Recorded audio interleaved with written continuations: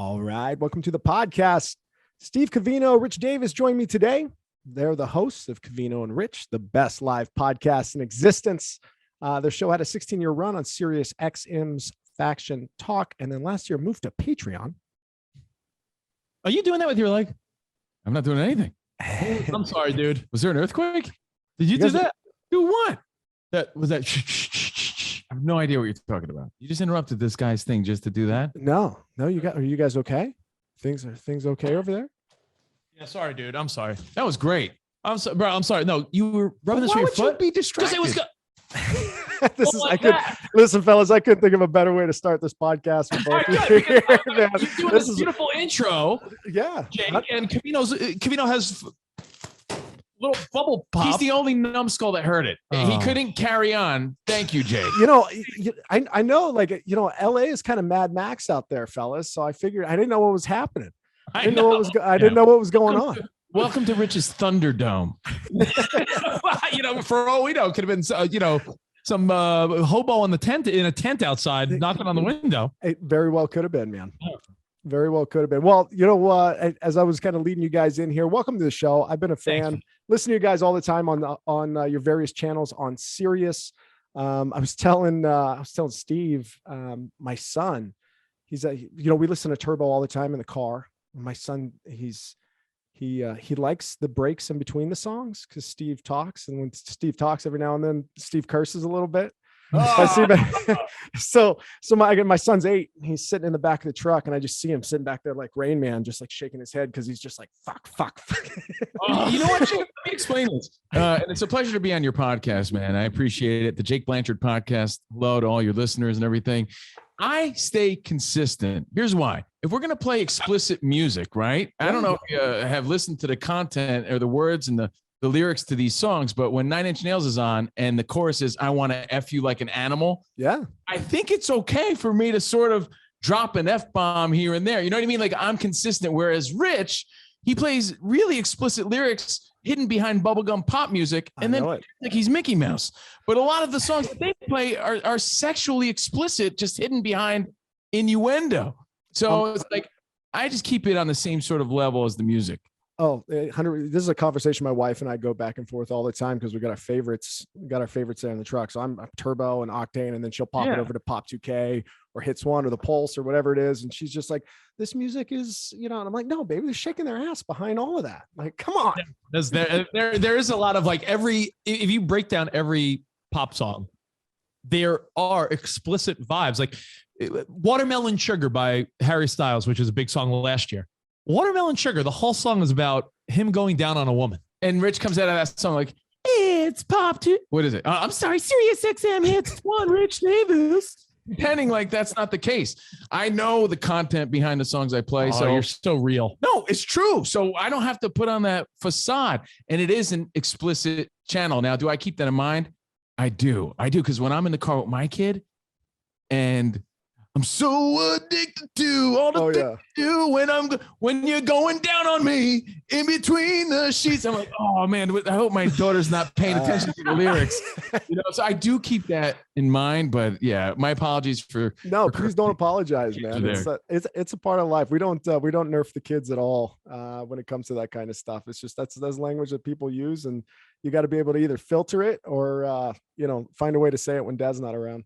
Exactly. Yeah, Jake, I always think that if you try to pamper your kids too much with that, they end up like Steve Cavino ended up with boobs. Like his whole life, his mother covered his eyes, like, don't look, to the point where Cavino, when he became an adult, it was a little overboard. Like I will curse in front of my little kids because I don't want them to hear it on the rare occasion and be like, what did you say? Like, right. The more taboo you make things, the more interested kids seem to be. Yeah. I think my challenge around this is I get a little creative with curse words sometimes. I'm like, God, that guy's a shit brick. And my kid's like, what? Shit brick, Dad? Come on. Like, what are you talking about? Jake, I say, you're the full guy to he. Because there's no CK in there. It's just FUGG. Full guy to he. Oh, there you go. Oh, I see. Okay. Yeah, so you got to be creative. Man. I'm with you. Hey, well, fellas, a couple questions I wanted to ask you specifically. Like, you've been in media a long time. You've been doing this for a while. You've been on various, very large stations and obviously satellite radio for a long time. The first thing I want to know is like, when did you know you wanted to do this? When did you know you wanted to be in media and entertainment? Did you have a defining moment? Did you just kind of like stumble into it? You're like, all right, this is where I am. I'm going to stay here. Yeah, it's interesting because when I went to college, my whole thing was like, I think I want to be on TV or the radio or something. Like I knew I wanted to do something fun in that space. But I recently brought this up, and I think it might have been one of the first times Cavino ever heard the story. I had 2 internship interviews on the same day when I was a little kid. When I was like 18. One of them was at a PR firm, and not Puerto Rican Cavino, public relations. And one was at a PR firm and one was at a radio station. And the one at the PR firm was paid. It was a paid internship, and it was like a reputable place. I went there with my little oversized suit jacket on and a tie. Your briefcase? And my briefcase, like I was the wrestler IRS. And I went in there, and it just seemed like, oh my God, do I want to do this forever? Do I want to wear a suit and tie and go to the office and, like, you're right, have a bag or a suitcase. And then I went to the radio station internship interview. It wasn't paid. They were like, yeah, you really going to just like fold t-shirts and give away bumper stickers. But the vibe there was just like, yo, this is cool. And at that moment I was like, well, I'm going to give this a shot because I really don't want to do that other thing. And I think that was the moment of clarity for me where I was like, well, if I could do this, I'll give it a shot. For me, again, defining moment, because growing up, honestly, aside from sports and playing sports, all I knew was music. That's all I knew. So when I went to college, Montclair State, and I realized I wasn't going to play baseball anymore, that was a short-lived thing in college. I played like one semester. I was like, well, what do I do next? And I'm like, I guess I got to focus on pressing play because it was the only thing I did, sports and listen to music. So like, I got to figure out how to get an internship in rock radio in New York. And then I found out there was a college station. I didn't even know there was a college radio station. Just in passing, someone brought it up. I'm like, wait, there's a radio station here? Show me. And that was it. But it was the fact that I wasn't playing sports anymore. And I realized, all right, I got to figure something else out. That was the only other thing I knew. And I was really passionate about music. You never opened up about your final baseball days. It was horrible. Hold on. It wasn't that bad. Were you just so like, because Cavino, if you don't know, Jake was a great high school baseball player, always brags about his little league prowess back in the day. You went to college, played baseball, and then was it a rude awakening? Like, wow, I just suck at this level?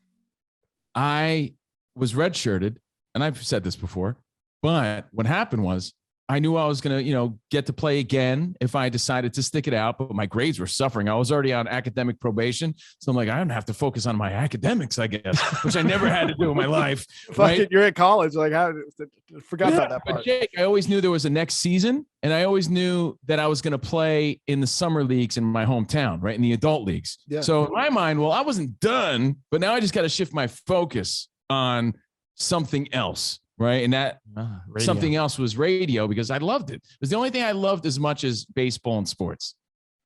So, for you, Rich, like, what would you be doing if you didn't walk into that internship? Handing out bumper stickers, man. Like, what do you say? Are you a insurance salesman? Or I would probably be in the entertainment space, but probably not in front of the mic or on camera. I'd probably be some guy working for a media company doing like marketing or sales or doing event stuff. Like I'd probably be in this world, just not on the performing side of it. Like, Cavino, we go to events and it's like, hey, I'm John. I'm the guy that runs Nike. Like I'd probably be the guy that ran the marketing for some, for some company. You'd be the guy that runs Nike? Yeah, I'd be. Yeah, if I wasn't here right now, you know what? I'd run a multi-billion-dollar company. Yeah. Just do it. The slogan would be just be a bozo. I don't think it'd have the same sort of success. How does it sound? Just do it. I would be, yeah, I would think I'd be in that world. Like I see, for instance, like I see our buddy Mark Zito, who had aspirations to be on the air, right? And he does a podcast for SiriusXM, but his main job is that he's like the events guy for SiriusXM. I would probably be doing something like that, whether it was at SiriusXM, maybe iHeart, maybe some other company, maybe, like I have friends that work as alcohol reps. So they do all these events and they represent like Tito's vodka or something. I feel like I'd be working in that world. You know what? I feel like something similar along the lines of what Rich is saying. I didn't think to myself, well, I'm going to be on the radio. That's not what I thought. I just knew I wanted to work in that industry, right? So I could have easily continued down the path of marketing and promotions, which is where I originally got hired to work in radio. I could have seen myself going down that path, but I realized that the other side of it was way more fun, you know? So fun fact though, Jake, Cavino took the fireman's test, but yeah. I can't picture Cavino wanting to put a helmet on that hair. I was about to. I never took the test. I was very close to calling it quits in radio, and that's when the talk radio format came calling, and Rich and I started working together for Maxim Radio. That was around 2004. Yeah. Okay. So you were thinking of getting out of the radio space and then running into burning buildings? Well, you know why? I'll tell you why, Jake. Yeah, please tell us why. I had just started to make my way on terrestrial radio as a producer and swing DJ. I was doing my own shifts for a few years, right? For a boss who believed me and would throw me those bones. I got a new boss who sort of brought his own people in and pulled me back and said, no, you know, you're staying in the office. So the progress I made was taken away. Sort of like Rudy. Yeah. So I'm like, yo, man, I was just making my way. I got to start all over again with this guy. I was getting old. I was like 27 years old and I had to figure it out. So I'm like, yeah, maybe I'll take this fireman's test. And you know what? Like I said, a few months later, Maxim, SiriusXM made me full-time. I was already part-time at SiriusXM. They made me full-time for Maxim Radio. And that's where Rich and I started doing talk. We had never done talk radio before. All we did was introduce music. Yeah. Yeah. Well, it seems that it's kind of, I don't want to say it's dangerous to be talking right now. There's more people talking over the airways than there ever has been in history, but I know I can't help but, and you know, bozos like myself out of my, you know, bonus room upstairs in my house in Idaho. The cancel culture, man, I see more and more about it. I'm fascinated with this whole Joe Rogan, The View situation. I actually listened to your episode the other day. Like I couldn't stop laughing at, you guys' take and perspective on it.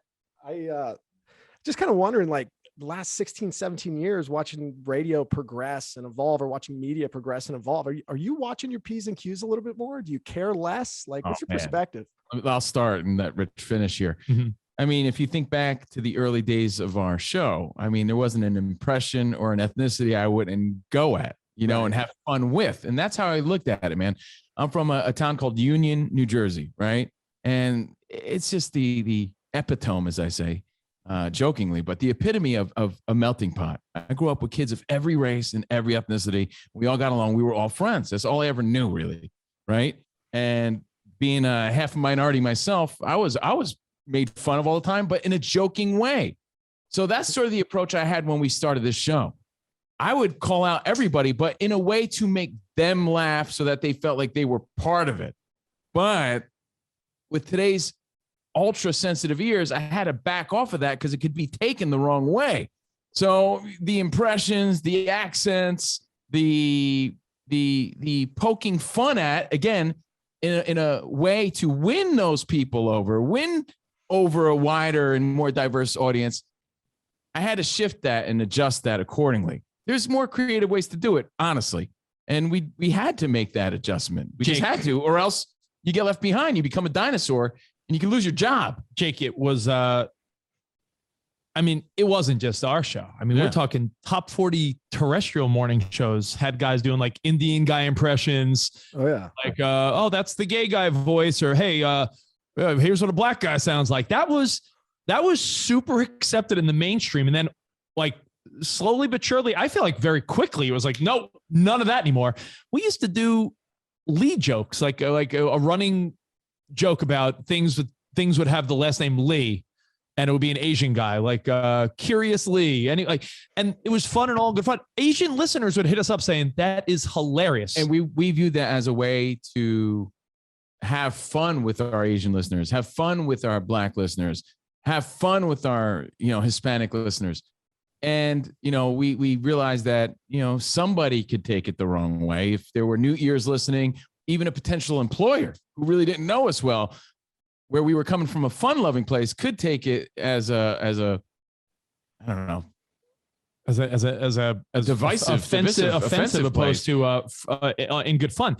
Keep in mind, when we started working for Maxim Radio, Sirius, it wasn't Sirius XM yet. It was Sirius. We were encouraged to have young women on our show and ask them dirty questions. Like, it wasn't like us being, hey, like, let's be shocking. A different time. The mistake would have been, Jake, if we continued to do that stuff. Yeah. You know what I mean? It's like, who says it? You have to evolve. What comedian says, like, there's a line? Is it Bill Burr? Yeah. No. It's Jim Jeffries. Jim Jeffries, the envelope. Comedian Jim Jeffries talks about how comedy, your job in comedy or radio or broadcasting, when you're trying to do, any form of comedy or getting laughs, there's a line. You try to push that envelope and toe that line. The line keeps moving. The line just moved throughout our career. Like, we were told by bosses, interview girls and ask them sexual questions. Imagine now in 2022, if your boss was like, yeah, have women on the show and ask them sexual questions. That didn't even perk your ears up in, let's say, 2004. It was like, okay, boss. Yeah. Right. So again, you had to if you don't evolve, you become the dinosaur. We did not want to become the dinosaur, you know, and early on, we used to fight the pussification of America. Anytime some sort of story felt a little soft or a little lame, we used to fight that. And then we eventually realized that by fighting it, you look like a caveman jerk off. Right. And, you and I always reference the same guy.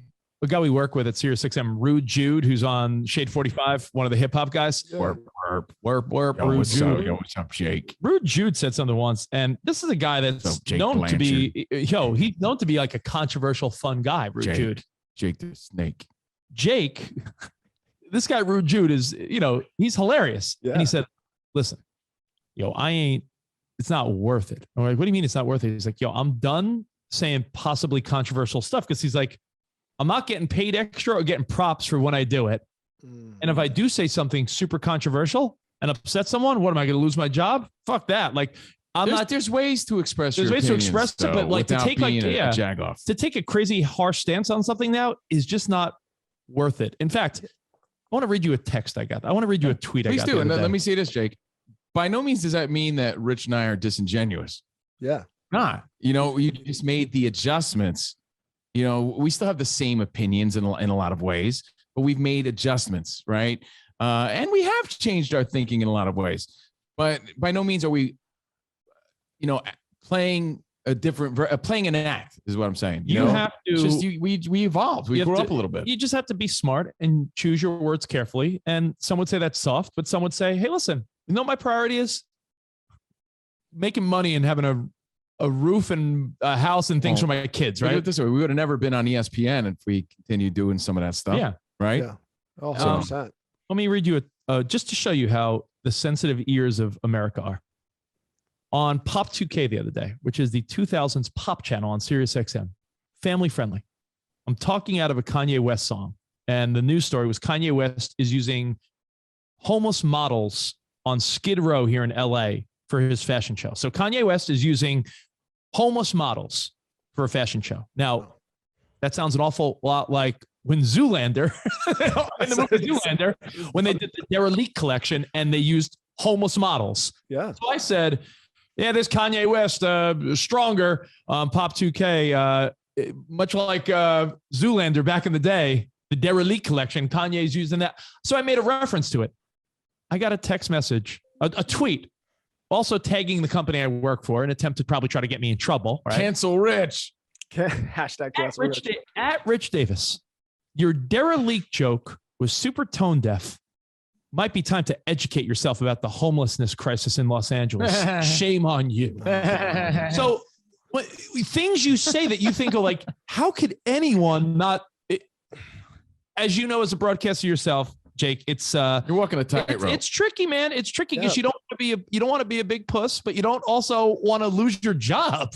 Yeah, the thing I struggle with, I'm a business consultant during the day, and then I change into a phone booth and hop on the podcast later in the days, and I get really nervous sometimes because I feel myself pull back because it's like, man, if a potential client or if an actual client heard me say a thing and they take it out of context.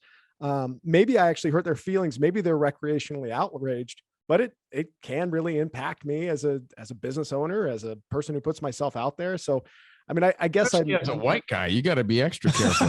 No, I'm serious. Hey, dude, don't you think I lean into my Mexican side a little more because I get away with a little more? Of course. Yeah. You know, earlier you said that you are half minority, and I was like, I don't know. I think I don't know if you can be half. I am. Lean in. The bottom half is the Italian sausage. Top half, you can see. Very Latino. My mom is from Mexico. My mom's Mexican. Yeah. And my dad's a mix. He's Italian, a little Irish, but he claims Italian. And Jake, to piggyback what you were saying, anytime you probably deal with a client or anyone, it could be a business drink, a lunch, a meeting, anything. Yeah. If politics, COVID, anything comes up, you're probably tightrope walking and being like, ooh, let me make sure to feel how they feel and not even try to get involved. Yeah, absolutely. And it's like, you know, and geographically as well, you know, I've traveled a little bit during COVID. You go into these different cities and like people that you thought you knew before, or all of a sudden they've got all kinds of new idiosyncrasies and things that you have to do. And like all these kind of social norms that are, you know, geographically appropriate. Like I live out in, you know, rural Idaho. I think COVID's been gone here for at least a year. Like we don't wear masks in restaurants and do all the things that everybody else has to do. And I look at the news in LA and it's just like, all right, put your spacesuit on before you go to Arby's. It's like, by the way, Arby's sounds terrific right now. I haven't had Arby's in forever. No, Jake, you ain't kidding. I spent, Cavino. You know why they call it Arby's, right? Why? Roast beef. Yeah, RB. I don't know. That's. I've heard that somewhere too. I don't know. Well, I spent a lot of time. Cavino spent time in Idaho. I spent like 6 months living in Texas while my house was being renovated. Compare Texas to LA, it'll blow your mind. Yeah. Oh no, 100%. It is another planet. You're right. How do we get so different? I mean, I think that's it's an interesting question to ask. And I think when we go back to I think the underpinning of the question, which was how have you seen this evolved, or how might have you changed around this? It's like people have, because they're on social media, because they're putting their opinions out there, and because it's easy to get upset, I guess how much of it do you really take seriously? It sounds like you have to kind of take it seriously, because even if somebody's recreationally outraged, they could put a stop or at least create a wave of cancel culture. Yeah. I mean, look at a guy we used to work with at SiriusXM. Well, still work with him. We're Jeff Lewis on the Andy Cohen channel.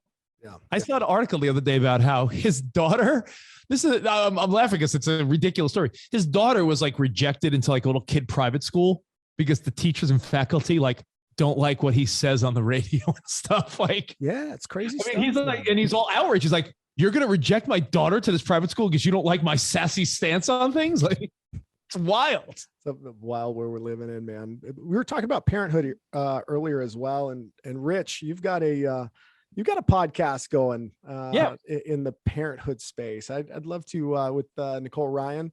I'd love to hear the kind of the start of that.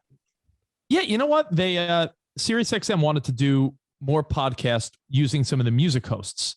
And at first they were like, do you want to do like a show talking about like the Pop 2K generation? Like, do you want to do like a weekly podcast about the 2000s or something? I'm like, I don't know, because they were asking, I think, like Stormy Warren to do like a country podcast, Mark Goodman to do like hey, why don't you do like an 80s throwback podcast? And the more I thought about it, I'm like, I mean, how many references to bootcut jeans and what's up could I say? Like, I was like, this is sort of like not the right idea. They're like, who do you have chemistry with? And at the time I'm like, well, Cavino, I already do Covino and Rich with him. Who else? I'm like, well, when I worked with Nicole, we had great chemistry. So Nicole and I realized that when we talk, most of our conversations had to do with our kids or like relationships and sex and stuff. So we said, let's try this. And they're like, all right, let's do it. And we do it every week. It's an hour, very little commitment, but people seem to love it there. So yeah, we get a lot of feedback on that.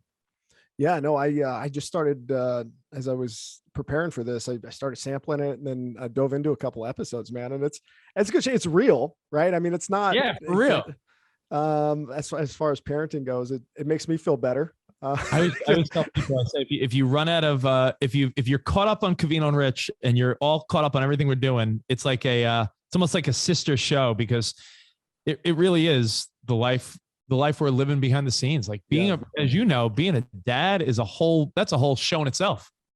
Yeah, absolutely. And that's the other thing too. We were talking about this a little bit earlier, but like my kids, and as they mature and their interaction with technology, actually, it just scares the shit out of me, man. It absolutely scares the shit. Like my son will get up and he's like, "Hey dad, can I watch a little YouTube?" And he says YouTube, and he might as well be saying you porn. Like, I'm like, "No, you can't watch anything on YouTube, man." Like, and he's like, "It's just Mr. Beast and trick shots." I'm like, "I don't care."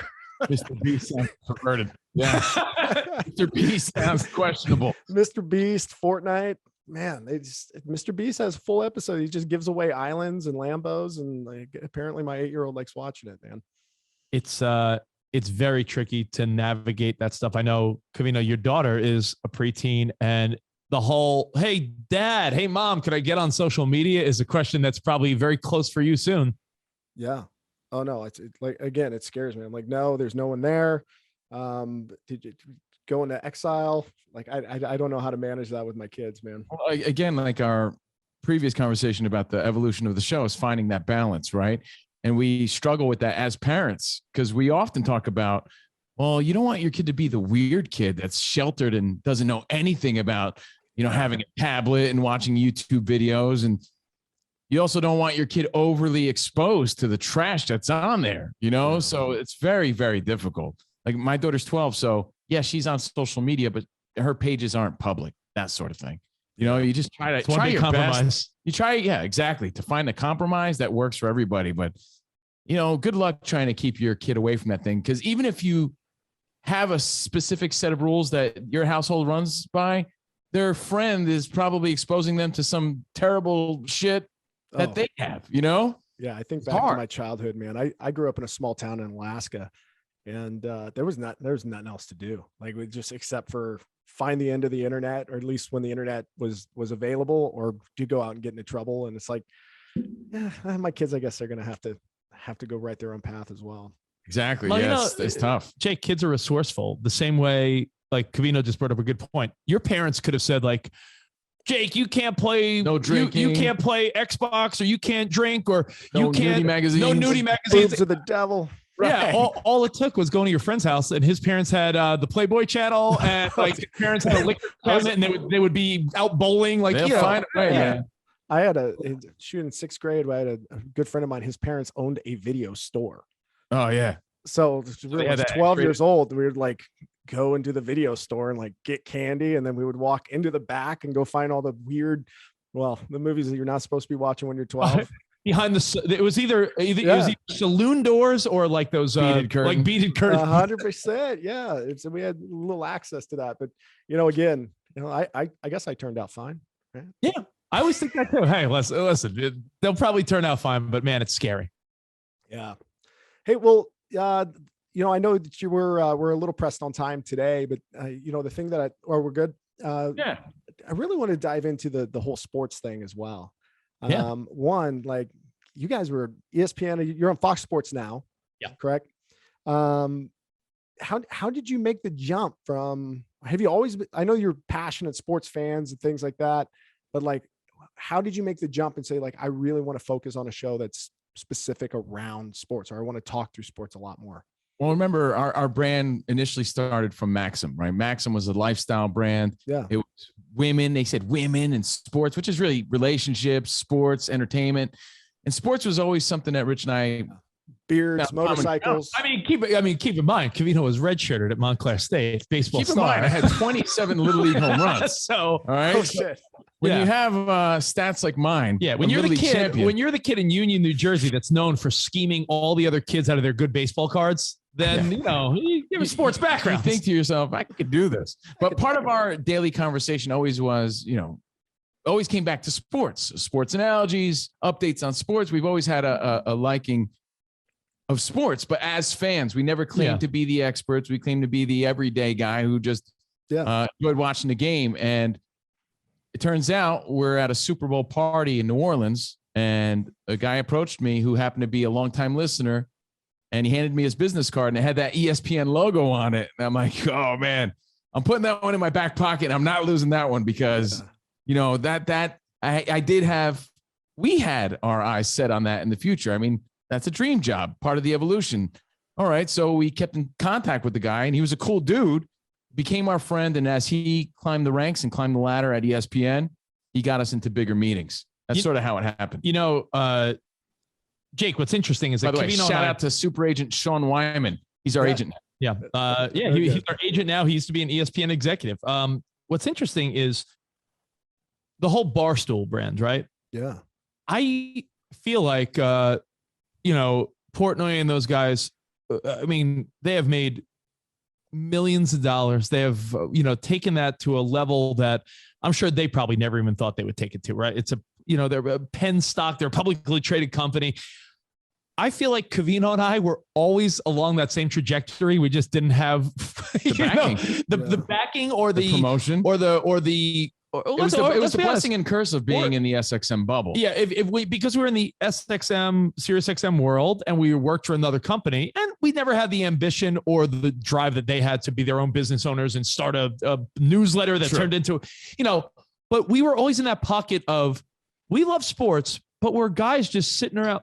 Like, think about it. Barstool's whole gimmick was that they're just real guys talking about sports. Barstool. We would always say Cavino and I are just what you talk about when you're hanging out with your buddies at the bar. We always thought that sports was misrepresented in that all of it was suit and tie, over analytical, mustaches, X's and O's. Guys with mustaches. They made something fun and entertaining that we're at home drinking beer, eating chips, watching into something really nerdy. I always thought it was, we always used to say it was weird that the guys that would be on sports networks didn't look at all like the guys that we were watching sports with. Right. So we always took that same stance. So at one point someone said, we always had sort of that Barstool, but not as crude vibe. That was how, we always thought we were. And, ESPN came about. And before that we did SNY in New York and now Fox. So our whole angle is I'm not going to try to out analyze some person on ESPN or Fox, but I'll tell you what, we're going to have a funnier stance than them.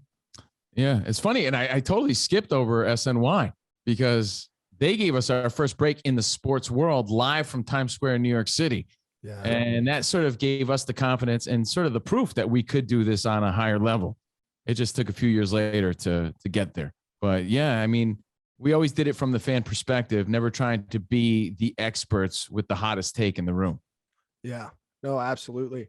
And man, I can't help the NFL right now is every freaking game is so good. Yeah. What happened this playoffs, man? It's just every freaking game. Could they have asked for anything more? As if they weren't killing it enough. These games, even from a ratings perspective, you've noticed how they're breaking records. All these games are 40, 50 million viewers. It's it's unbelievable. What's more remarkable about it too, though, is that we're entering a new phase, a new stage of the NFL as we, say goodbye officially now to Tom Brady. Think of who's in line. Guys like Joe Burrow, Josh Allen, Mahomes, all these dudes, these young names, they're so exciting, man. Oh, they really are. The NFL is unbelievable. I saw a meme earlier today. And by the way, what I was going to say, 6 games between divisional and championship rounds, 6 games are all decided in overtime or by a field goal in the fourth quarter. Yeah, it really how could you ask for anything more? But I saw a meme that was we officially say goodbye to our childhood. And it was Brady, Manning, Drew Brees, Roethlisberger. It was a picture, and I'm like, oh shit, yeah, that was a 20-year period of our lives. If you're 30, 40 something years old now, that was your life for a while. The future looks really bright. Yeah, it's pretty awesome. And that's the coolest part about it. Yeah, 100%. I'm sad because I'm a Saints fan. And the Saints probably have a long rebuilding future in front of them unless they can get a quarterback. But otherwise, your division could be the worst in the NFC. So honestly, all it would take would be a few tweaks. If you did get a quarterback and let's say you got a coach you wanted, they're not far away. Anyone in that division's so bad. Kevin James. Get someone. Get Kevin James. Kevin James, by the way, I watched the first 20 minutes of that and I couldn't get through it. I'm going to give it another shot. Did you watch that yet or no? Kevin James as Sean Payton? No, I didn't watch it. Oh, so I don't know what to think of. I'm on Netflix and I'm almost ready to press the button and I'm like, I don't know. I'm a Saints fan, but also it's over an hour. No, Jake, I'll tell you what they do a good job of is superimposing Kevin James into Saints highlights. Oh, really? Whoever does the editing, it'll be Drew Brees. It's actual footage of Drew Brees hoisting the trophy with his kid. And instead of Sean Payton, it's Kevin James yeah. That's funny. Honestly, that is the one part. It's like, I mean, when you think of the trash that we already watch, why not? Yeah. I think I'll invest it's in an this. hour and a half. You watch it and we can make right. and have fun with it. I could next week, definitely I'm sure. watch that. This is the push I needed for sure. Hey, as we're wrapping up here, man, typically when I have folks on this show, like I love to mine for, insights, reflection, perspective, those types of things. Your careers collectively in media, broadcasting, entertainment, you look back on it. Biggest lessons learned or things, perspectives that shift over time, just kind of, help us understand a little bit about how you think about your career thus far. Two things come to mind. You got to outlast everybody, right? Which is what we did. Don't know how. We saw other people take different routes. We just never gave up. And it sounds cliche, but when Rich and I started together as a duo, we were just so dumb. We never thought that it couldn't work. We were just like, yeah, it's going to work, right? Having the doubt in your mind that like this could fail is probably putting that negative vibe out there in the world. I know that sounds a little hippy dippy, but if you are constantly thinking about, how could this go wrong? Could I lose my job? Could I lose my house? If you keep thinking of all the negative shit, I really do think that you'll make it come true. I mean, we've been in this business now over 20 years, right? And I still feel like one of the youngest dudes around. And we've been working together for 17 years. So there's got to be some truth to the positive outlook and positive attitude, right? And not letting that fear get in the way of your goals. And then the second thing is like the past year has been a major change for us, for everybody, right? With COVID and the pandemic, and Rich and I really had to pivot. But hadn't we faced those obstacles, right? We lost our ESPN gig. Our deal wasn't renewed because of the pandemic and budgets. And SiriusXM gave us an offer we couldn't accept, so we were sort of forced to move on. But hadn't those things happened, we wouldn't have our own studio. We wouldn't be doing our own thing. We wouldn't be our own bosses out of that bubble into a bigger platform, on our own in the podcast world, and we wouldn't have this Fox Sports Radio thing going on. So yeah, that all sucked in the moment, and it really seemed like a blow to our career and our egos. But hadn't it happened, we wouldn't be where we are right now. So, and you just got to make that work. I wrote down 5 things, man. You know what you made me realize too, Jake? I think on my feet, bro. Yeah, you do. You said what lessons? And I'm like, oh, I don't know if I have one. And while Cavino was talking, I wrote down 5 things. Let's hear it. I won't bore you. I'll make them quick. Thanks for paying attention to my Yeah, I know. Cavino was saying some pretty good stuff there. So let's see how your 5 measure up, Rich. Okay. Here we go. Top 5. Well, you got to do it in your countdown. Oh my God. Number 5. Coming in at number 5. Number 5. You may not think this, but you will meet and bump into the same people more than once at different places throughout different times in your career. So when you're going to send that nasty email, don't press send. When you're going to say something you don't really mean because you got let go or you went through a tough time or it's something at work, we have bumped into and met multiple people that have come around in different jobs. And like, oh, I'll never deal with that jerk off again. 8 years later, all of a sudden they're hired at the new job you're at. Don't burn bridges. Yeah, don't burn bridges. Like it's so cliche, but true. In the entertainment space more than ever, there's people we work with at SiriusXM that I never thought I'd see again in my life. Or, I worked with people at iHeart, Z100 back in the day that if I would have been like, yeah, fuck you, I've worked with them again. Like, so you're always going to bump into people in some type of professional setting. Number 2, if you're a good person. Terrible countdown guy. Oh, yeah, let's start at 5 and then go to 2. Number 4. Number 4. As Macho Man Randy Savage once famously said, the cream will rise to the top. If you're a good person and you treat others well, it's so simple. People will want to work with you. That's true. There are people that you have a reputation of like, they are difficult. They're a pain in the ass. If you're known as those guys are easy to work with, they're fun to be around, they're not a pain in the ass, you're more likely to get hired and people want to work with you. And good things happen to good people. I truly believe that. Like if you are kind to others, I agree. It'll work out. I agree. Great point, man. Number 3, evolve. Don't be scared of new things. We have been victim of this. And I feel like if you would ask me what's our biggest fail along the way, maybe not embracing social media as much because we were like, yeah, who cares? When TikTok comes out, what is every 30, 40-year-old guy's instinct? Fuck TikTok. But you know what? We should have been on it. Stare at boobies. Yeah, stare at boobies. We should have been on it from day one. Every Gary Vaynerchuk always talks about embracing new stuff, right? Yeah. Number 2, sometimes when you do get let go from a place, it's a great time to re-examine your priorities. And while this has all been a shot to our ego and, wallet at times during COVID, spending more time with my kids made me realize that unless it's like $1 million deal, I'm not going to be working morning, noon, and night anymore. The time I have with my kids means way more to me than that extra money. Yeah, but really hadn't you did that in the past, you wouldn't be where you are. That is true. So if you're a younger guy, you got to fucking grind it out, man. You got to put that work in. Yeah. But as you get, it's you don't the hard work you put in your 20s allows you to do that now. And number one, to go to the Tom Brady docuseries where he tells the story that we've all heard before of the Asian farmer, maybe.